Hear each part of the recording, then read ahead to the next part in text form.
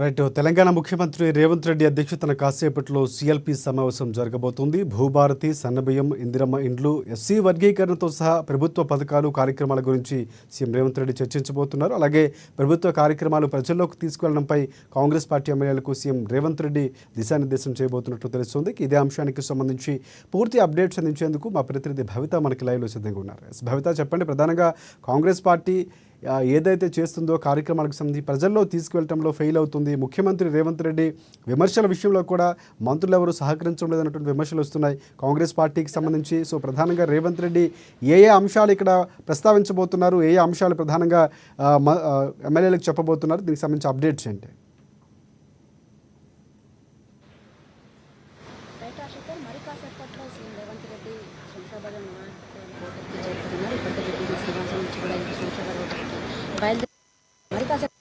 నిమిషాలలో ఈ స్పాట్కి చేరుకోబోతున్నారు. సీఎం రేవంత్ రెడ్డి అధ్యక్షతన ఈరోజు సీఎల్పీ సమావేశం జరుగుతుంది. అయితే ఈ సమావేశానికి ఇప్పటికే ఎమ్మెల్యేలు, మంత్రులు, ఎంపీలు, ఎమ్మెల్సీలు, ముఖ్య నేతలంతా కూడా హాజరయ్యారు. ఒకరిద్దరు మినహాయించి ఈ సమావేశానికి పూర్తి స్థాయిలో అందరూ హాజరయ్యారు. కేవలం మీనాక్షి నటరాజన్ ఇక్కడ హైదరాబాద్లో లేని కారణంగా సీఎల్పీ సమావేశానికి హాజరు కాలేకపోతుంది. మరి కాసేపట్లో సీఎం రేవంత్ రెడ్డి ఇక్కడికి చేరుకున్నాక ఈ సమావేశం ప్రారంభం కానుంది. మొదట ఈ సమావేశం ఎజెండా మనం చూసినట్లయితే దాదాపు ఒక 4 నుంచి 5 అంశాలకు సంబంధించి సమావేశం అయితే నిర్వహించారు. కేవలం ఏదైతే గత కొంతకాలంగా ప్రభుత్వం అమలు చేసిన సంక్షేమ పథకాల గురించి పూర్తి స్థాయిలో ప్రభుత్వం విఫలమవుతుందని చెప్పేసి మొదటి నుంచి కూడా చెప్తున్న నేపథ్యం అయితే కనబడుతుంది.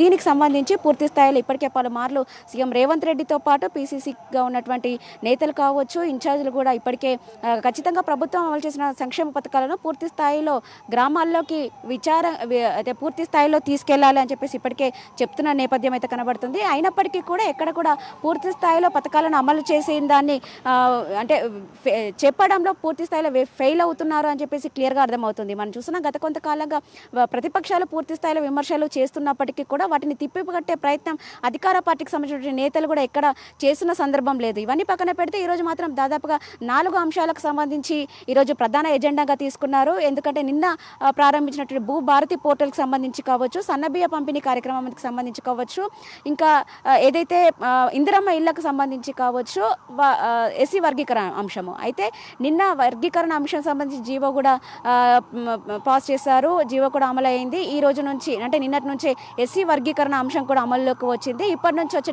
నోటిఫికేషన్లకు సంబంధించి కావచ్చు, విద్యా ఉద్యోగ అవకాశాలకు సంబంధించి గత కొంతకాలంగా ఎస్సీ వర్గీకరణలో షెడ్యూల్డ్ కులాల వారు పూర్తి స్థాయిలో అన్యాయానికి గురవుతున్నారు అని చెప్పేసి వాళ్ళు చెప్తున్న సందర్భం అయితే కనబడుతుంది. అయితే దీనికి సంబంధించి ఎస్సీ వర్గీకరణ చాలా క్రియాశీలకంగా పోషించింది తెలంగాణ ప్రభుత్వం. ఎస్సీ వర్గీకరణ అంశానికి సంబంధించి అని చెప్పేసి పదే వాళ్ళు చెప్తున్న సందర్భం అయితే ఉంది. ఎస్సీ వర్గీకరణ అంశానికి సంబంధించి సుప్రీంకోర్టులో తీర్పు వచ్చినప్పటి నుంచి కూడా పూర్తి స్థాయిలో దాన్ని పకడ్బందీగా అమలు చేయడంలో కావాల్సినటువంటి చర్యలన్నిటి కూడా ఈ రాష్ట్ర ప్రభుత్వం చేపట్టింది.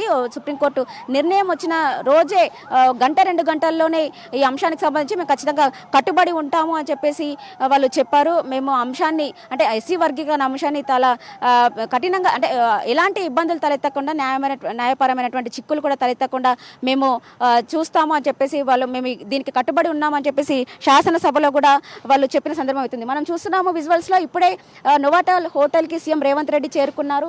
తన కాన్వాయ్ కూడా లోపలికి వెళ్తున్న సందర్భం అయితే కనబడుతుంది. మరి కాసేపట్లో 5 నుంచి 10 నిమిషాలలో ఈ సమావేశం కూడా ప్రారంభం కానుంది. దీనికి సంబంధించి ఇప్పటికే నేతలందరూ కూడా అంటే ఎమ్మెల్యేలు, ఎంపీలు కావాల్సినటువంటి ముఖ్య నేతలంతా ఎవరైతే సీఎల్పీ సమావేశానికి హాజరు కావాల్సిందో ఇన్విటేషన్ వెళ్ళిందో వాళ్ళందరూ కూడా ఇప్పటికీ సమావేశానికి చేరుకున్నారు. ఇప్పుడే సీఎం కాన్వాయ్ కూడా లోపలికి వెళ్తున్న దృశ్యాలు మనం విజువల్స్లో చూడొచ్చు.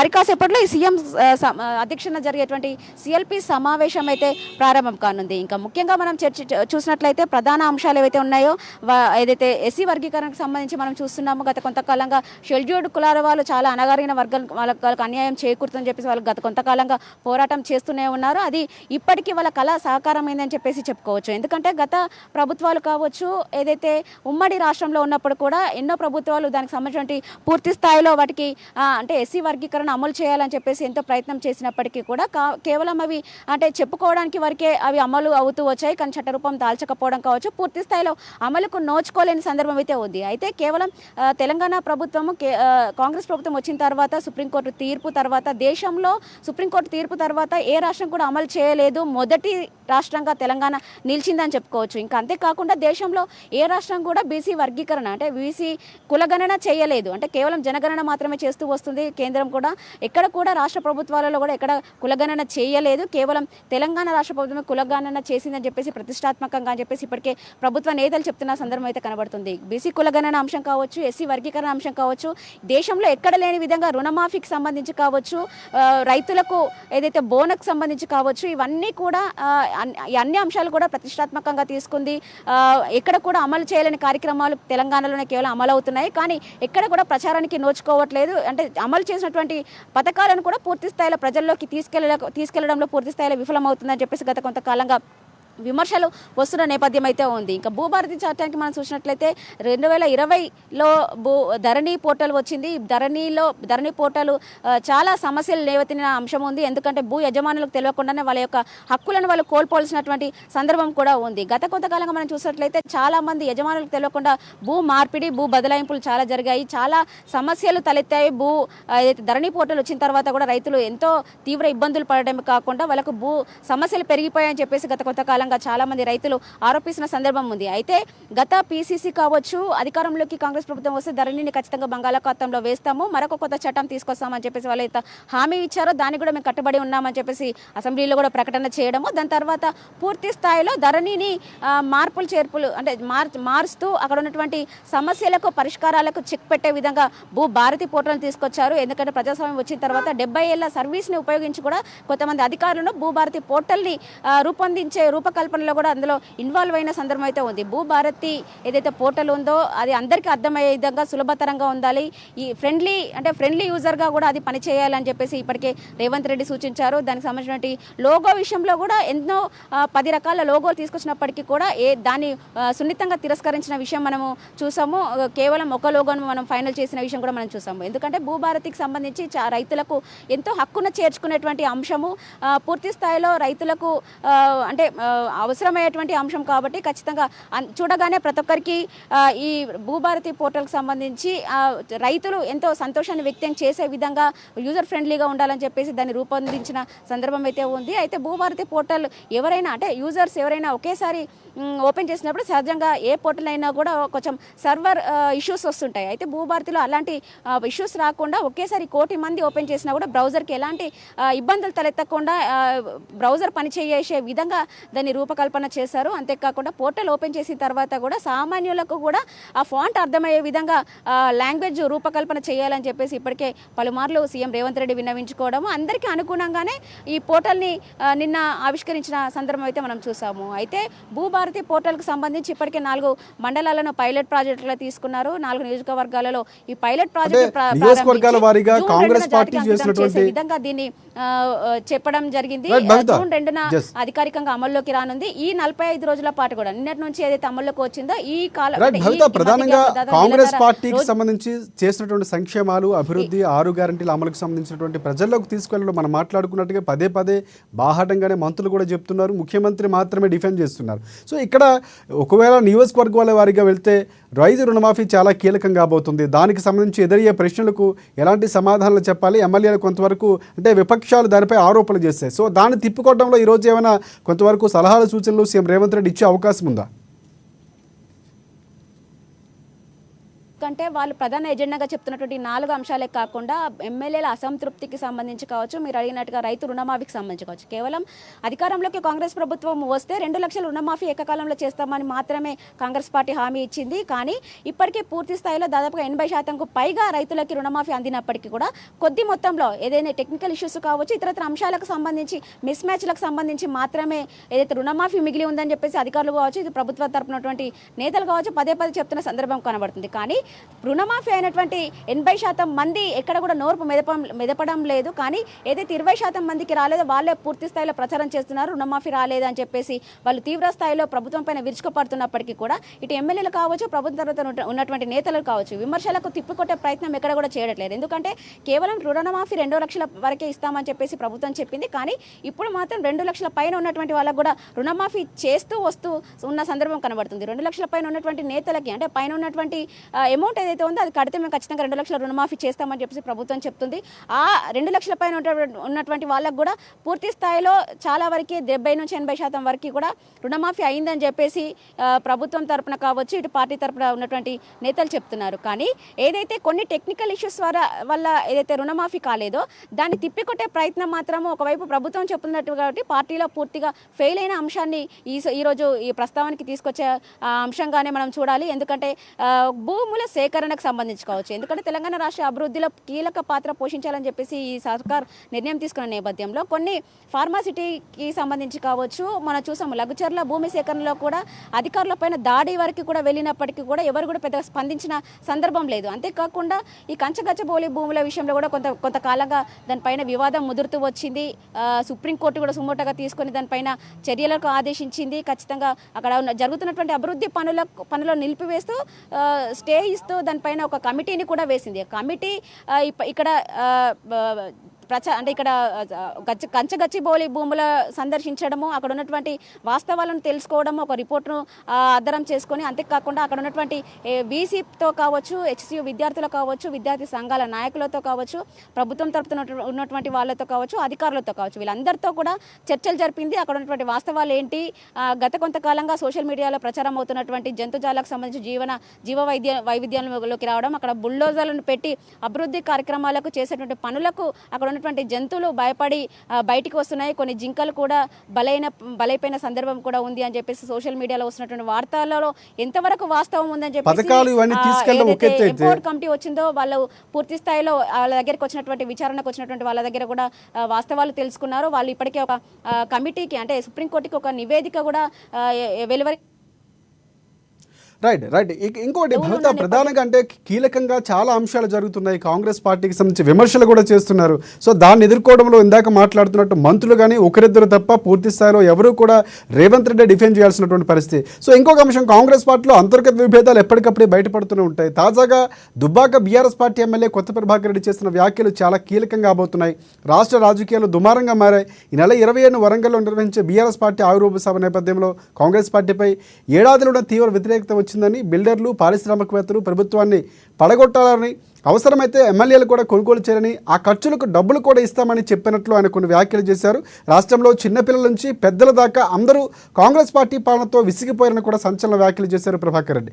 ఇక ప్రధానంగా ఈ అంశానికి సంబంధించి ఎదుర్కోవటంలో పూర్తిగా విఫలమవుతున్నారు. ఎందుకంటే ఇందాక మీరు మాట్లాడుతున్నట్టు హెచ్ఈ అంశంలో కూడా సో ఈ స్థాయిలో భూ కుంభకోణం జరిగింది 1000 కోట్లలో అని కేటీఆర్ చెప్పినా కూడా ఎదుర్కోవడంలో ఎవరు కూడా కాంగ్రెస్ పార్టీ సక్సెస్ అవ్వలేదు. ఈ అంశాలు చాలా కీలకంగా కాబోతున్నాయి. ఇటువైపు రాజగోపాల్ రెడ్డి వ్యాఖ్యలు కానీ, జానారెడ్డి అంశాలు ఇవన్నీ ఏమైనా డిస్కస్ చేసే అవకాశం ఉందా రేవంత్ రెడ్డి? ఖచ్చితంగా, ఎందుకంటే గత కొంతకాలంగా రేవంత్ రెడ్డి పదే చెప్తూ వస్తున్నాడు, పార్టీలో ఉన్నటువంటి నేతలు ఎవరైనా కావచ్చు, ప్రభుత్వం తరపున ఉన్నటువంటి వాళ్ళు కావచ్చు, పార్టీ చేసినటువంటి కార్యక్రమాలు ప్రజల్లోకి తీసుకెళ్లడంలో విఫలమవడంతో పాటు ఏదైనా అంశాన్ని అంటే చెడుని చెవులో చెప్పాలి, మంచిని మైక్లో చెప్పాల్సింది పోయి మా ప్రభుత్వం నేతలు మంచిని చెవులో చెప్తున్నారు, చెడును మైక్లో చెప్తున్నారు అని చెప్పేసి పదే వాళ్ళు చెప్తున్న సందర్భం కూడా దాన్ని కూడా బేఖాతరు చేస్తూ మళ్ళీ ఎమ్మెల్యేలు కొంత అసంతృప్తికి గురవుతున్న సందర్భం కనబడుతుంది. పార్టీ ఇన్ఛార్జిగా వచ్చినటువంటి మీనాక్షి నటరాజన్ వచ్చినటువంటి మొదటి సమావేశంలోనే ఎవరైనా కూడా అంతర్గతంగా ఏమైనా విభేదాలు వస్తే పార్టీ ఉన్నటువంటి మీటింగ్లలోనే వాళ్ళ యొక్క అసంతృప్తిని వెళ్ళగక్కాలి తప్ప బహిరంగ ప్రదేశాలలో కావచ్చు, బయట పార్టిసిపేట్ చేసేటువంటి కార్యక్రమాల్లో కావచ్చు, ఎక్కడ కూడా పార్టీని అంటే బ్లేమ్ చేసేటువంటి అంశాలు ఎక్కడ కూడా చర్చకు తీసుకురావద్దని చెప్పేసి పదే వాళ్ళు మొదటి మీటింగ్లోనే చెప్పిన సందర్భం కూడా ఉంది. కానీ వాళ్ళు చెప్పినటువంటి మాటలు కావచ్చు, ఇటు సీఎం రేవంత్ రెడ్డి చెప్పినటువంటి మాటలు కూడా బేఖాతరు చేస్తున్నటువంటి సందర్భం అయితే కనబడుతుంది. ఎందుకంటే తాజాగా రాజగోపాల్ రెడ్డి చేసినటువంటి వ్యాఖ్యలు కూడా ఈ చర్చనీయాంశంగా మారినాయి. కేవలం నాకు మంత్రి పదవి ఇస్తామని చెప్పినటువంటి నేతలు మంత్రి పదవి రాకుండా కొంతమంది అడ్డుకుంటున్నారు. కేవలం అందులో జానారెడ్డి ధృతరాష్ట్రుడిగా మారాడు అని చెప్పేసి కూడా వాళ్ళు కొన్ని చేసినటువంటి కామెంట్స్ చర్చనీయాంశంగా మారినాయి. ఎందుకంటే జానారెడ్డి ప్రస్తుతం పదవిలో లేకపోయినప్పటికీ కూడా హైకమాండ్కు ఒక లేఖ రాయడము, మంత్రి పదవి వీళ్ళకి ఇవ్వాలి అని చెప్పేసి రాయడాన్ని కూడా కొంతమేర మంత్రివర్గంలో విస్తరణకు సంబంధించి కూడా కొంత లేట్ అవుతుందని చెప్పేసి కూడా వార్తలు విమర్శలు వస్తున్న నేపథ్యం అయితే కనబడుతుంది. గత కొంతకాలంగా పార్టీలో ఉన్నటువంటి నేతలు ఎవరైతే ఉన్నారో వాళ్ళందరినీ కూడా అసంతృప్తులను బుజ్జగించే ప్రయత్నం ఈ సమావేశంలో కూడా చేస్తారు. ఎందుకంటే ఏదైతే ఫిబ్రవరి 6న జరిగినటువంటి ఎంసీహెచ్ఆర్డీలో కూడా సిఎల్పి సమావేశం జరిగింది. జనరల్గా సిఎల్పి సమావేశాలు శాసనసభ సమావేశాలలో ముందు అసెంబ్లీ బడ్జెట్ సమావేశాలు కావచ్చు, శాసనసభ సమావేశాలు జరిగేటువంటి ముందు క్రమంలోనే అంటే వాటికి సంబంధించి ఎలా ఫాలో అవ్వాలి, ఎలాంటి అంశాలను మనం లేవనెత్తాలి, అంటే ప్రతిపక్షాలు చేసినటువంటి అంశాలను ఎలా తిప్పికొట్టాలి, ఈ భవిత ప్రధానంగా అంటే కొత్త ప్రభాకర్ రెడ్డి వ్యాఖ్యలు అనేవి అంటే ఏ విధంగా చూడొచ్చు? కాంగ్రెస్ పార్టీపై అక్కసుతోనే చేస్తారా? నిజంగా ప్రజల్లో ఆ వ్యతిరేకత ఉందా? ఈ అంశాలు చాలా కీలకం కాబోతున్నాయి. సో దీన్ని కాంగ్రెస్ పార్టీ ఎలా ఎదుర్కోవాల్సిన అవసరం ఉంది, ఎదుర్కొనే అవకాశం ఉందంటారా? కొత్త ప్రభాకర్ రెడ్డి చేసినటువంటి వ్యాఖ్యలను కూడా పూర్తి స్థాయిలో ఇక్కడికి వచ్చినటువంటి మంత్రులు పొన్నం ప్రభాకర్ కావచ్చు, పొంగులేటి శ్రీనివాసరావు కావచ్చు, ఇతర నేతలు కూడా తిప్పికొడుతున్నారు. ఎందుకంటే కొత్త ప్రభాకర్ రెడ్డి చేసినటువంటి వ్యాఖ్యలు అవి కావు, కేవలం కేసీఆర్ చేసినటువంటి వ్యాఖ్యలనే కొత్త ప్రభాకర్ రెడ్డి నోటి నుంచి తెప్పించారు అని చెప్పేసి వాళ్ళు ధీటుగా సమాధానం చెప్పారు. ఎందుకంటే గత కొంతకాలంగా కేసీఆర్కి తొత్తుగా కొత్త ప్రభాకర్ రెడ్డి పనిచేస్తున్నారు. ఎందుకంటే గతంలో బీఆర్ఎస్లో కేసీఆర్ ఎంపీగా ఉన్నటువంటి స్థానం నుంచి కూడా ఆయన రాజీనామా చేసి కొత్త ప్రభాకర్ రెడ్డి నియమించారు. అంతేకాకుండా ఆయన ప్రాతినిధ్యం వహిస్తున్నటువంటి గజ్వేల్కి కూడా ఇన్ఛార్జ్గా కొత్త ప్రభాకర్ రెడ్డిని వేశారు. అయితే ఈరోజు కొత్త ప్రభాకర్ రెడ్డి మాట్లాడేటువంటి మాటలు ఆయన నోటి నుంచి వచ్చేటువంటి కావు, ఆయన వెనకాల ఉన్నటువంటి కల్వకుంట్ల కుటుంబం నుంచి వచ్చేటువంటి మాటలు మాత్రమే అని చెప్పేసి వాళ్ళు చెప్తున్న సందర్భం కనబడుతుంది. కేవలం ధరణి పోర్టల్ వచ్చిన తర్వాత వాళ్ళు భూ దందాలు, భూ అక్రమాలు చేశారు, అవి ఎక్కడ నిజాలు బయటపడతాయి అని చెప్పేసి ఆవేదనతోనే వాళ్ళు ఇష్టారీతిగా మాట్లాడుతున్నారు తప్ప అందులో ఎంత మాత్రం వాస్తవం లేదు. ఖచ్చితంగా వాళ్ళు చేసినటువంటి వ్యాఖ్యలపైన మేము విచారణ జరిపిస్తాము, కమిటీ వేస్తాము, ఎందుకు ఇట్లాంటి వ్యాఖ్యలు చేయాల్సి వచ్చిందని చెప్పేసి వాళ్ళు చెప్తున్నారు. కాంగ్రెస్ ప్రభుత్వం అంటేనే ప్రజాస్వామ్యము, ఆ ప్రజాస్వామ్యం ఎక్కువగా ఉంటుంది, ఎవరికైనా మాట్లాడే స్వేచ్ఛ, మాట్లాడే హక్కు ఉంటుంది, అన్ని పార్టీల్లోగా కాంగ్రెస్ పార్టీలో ఉండదు అని చెప్పేసి వాళ్ళు చెప్తున్న సందర్భం కనబడుతుంది. కొత్త ప్రభాకర్ రెడ్డి చేసినటువంటి వ్యాఖ్యలు మేము తీవ్రంగా ఖండిస్తున్నాము. అట్లాంటి నేతలు ఎవరు కాంగ్రెస్ పార్టీలో లేరు అంటూ కూడా వాళ్ళు ధీటుగా జవాబిచ్చిన సందర్భం అయితే కనబడుతుంది. Thanks for updates Bhavitha. Right, thanks for updates భవిత.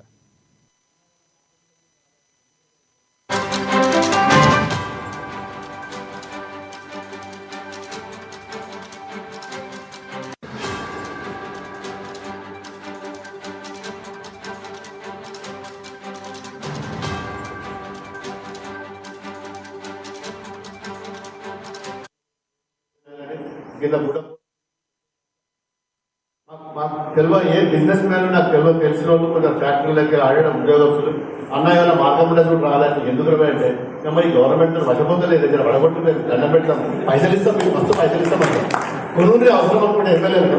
కానీ ఉద్యోగం దీన్ని ఉత్సవ దరిద్రం ఇది దీన్ని మొత్తం కథ పట్టిదని ఎంతో మంది అంటున్నారు. బిల్డర్స్ అంటారు, ఇండస్ట్రియలిస్టులు అంటారు, మీ ఖర్చు ఎంత పెట్టుకుంటారు, ఏ ఎమ్మెల్యేలు ఏం చేసుకుంటారు మీరు చేసుకోండి అనే కాడికి వచ్చిందంటే మీరు అర్థం చేసుకోవాలి.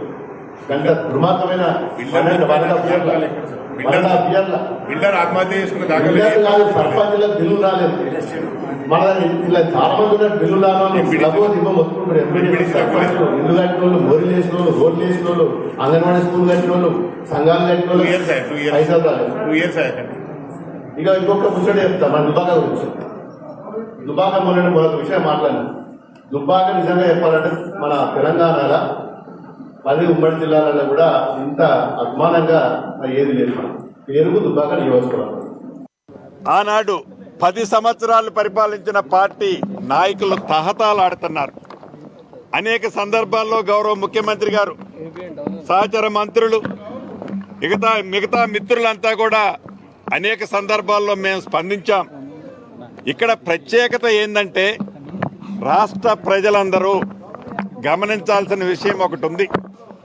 చాలా స్పష్టంగా చెప్పారు కొత్త ప్రభాకర్ రెడ్డి గారు, ఏదో మీడియాలో ఉదయం చూశాను, చాలా స్పష్టంగా చెప్పారు. ఏదైతే మొదటి నుంచి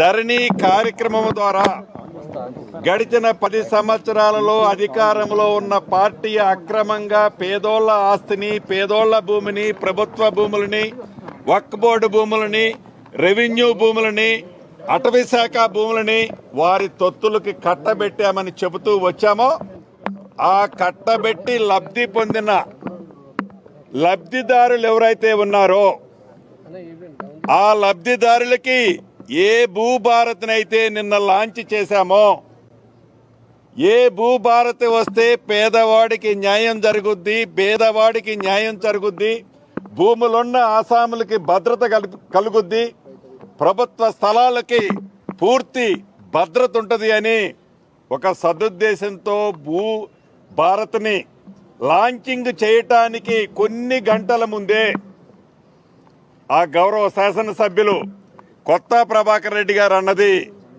వారి గుండెల్లో రైలు ఎలా పరిగెడుతుందో, వారి ఆందోళన ఏంటో ఈ భూభారత్ వచ్చిన తర్వాత చాలా స్పష్టంగా అర్థమవుతుంది. ఏదైతే ఆనాడు కేసీఆర్ గారి ప్రభుత్వం, టిఆర్ఎస్ ప్రభుత్వం అధికారంలో ఉన్నప్పుడు ఏవైతే ప్రభుత్వ భూములు కొల్లగొట్టారో, పేదవాడి భూములు కొల్లగొట్టారో, ఏ భూభారత్ ద్వారా అయితే ఆ భూములన్నీ మళ్ళీ తిరిగి వెనక్కి వస్తున్నాయనే భయ ఆందోళనకి గురైన వారి తొత్తులు, ఆ పింక్ కలర్ షర్ట్ వేసుకున్న రియాలిటీ వాళ్ళు భయభ్రాంతులు చెంది అక్రమంగా సంపాదించిన ఆస్తి ఈ భూభారత చట్టం ద్వారా అక్రమంగా దోచుకున్న ఆస్తి ఈ భూభారత చట్టం ద్వారా తిరిగి ప్రభుత్వం తీసుకుంటుందని వారి గుండెల్లో రైళ్లు పరిగెత్తి ఎంత ఏదైనా ఎన్ని కోట్లు ఖర్చైనా ఎమ్మెల్యేలని పశువుల్లాగా, సంతలో పశువుల్లాగా మీరు కొని కాంగ్రెస్ పార్టీని, ప్రజల ఎన్నుకున్న ఇందిరమ్మ ప్రభుత్వాన్ని కూలగొట్టండి అని కేసీఆర్ గారి సూచనల మేరకే, కేసీఆర్ గారి ఆలోచనల మేరకే, కేసీఆర్ గారి ఆత్మలో ఉన్నదానిని మేరకే ఈ కొత్త ప్రభాకర్ రెడ్డి గారు నిన్న మాట్లాడారు అనటానికి ఇంతకంటే నిదర్శనం ఏమీ అక్కరలేదు.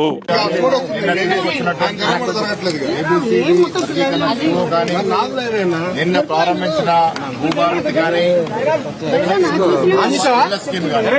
ఈ 4 స్కీమ్ల మీద ప్రధానంగా చర్చ ఉంటుంది. మా సభ్యులు ఇచ్చే సలహాలు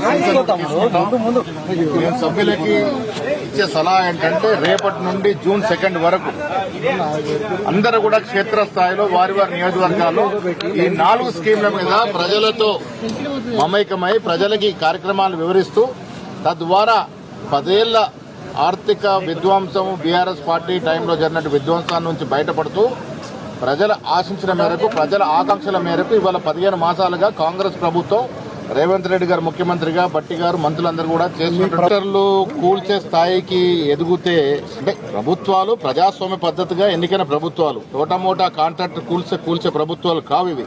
ఎవరన్నా ఆ రకంగా అనుకుంటే వారి అది అవివేకానికి నిదర్శనం. ప్రజాస్వామ్యంలో ఇలాంటి వ్యాఖ్యలకి తావులేదు. సంపూర్ణమైనటువంటి మద్దతు మా ఎమ్మెల్యేలది ఉంది, ప్రజల మద్దతు కూడా మాకు సంపూర్ణంగా ఉంది.